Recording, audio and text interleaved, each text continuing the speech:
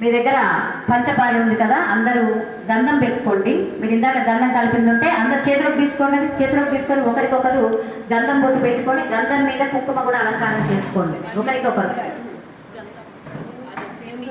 ఇందాక గిన్నెలో వేసుకుంటారు కదా, తీసుకోండి.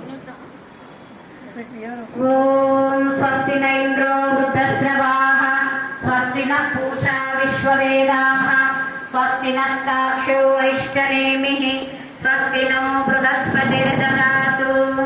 ఓం శ్రీచతే లక్ష్మీ చ పద్మావహోరాత్రే పార్శ్వే నక్షత్రాణి రూపమశ్వినౌ వ్యాప్తం ఇష్టం నిశానా మహిషానా సర్వలోకం మహిషానా.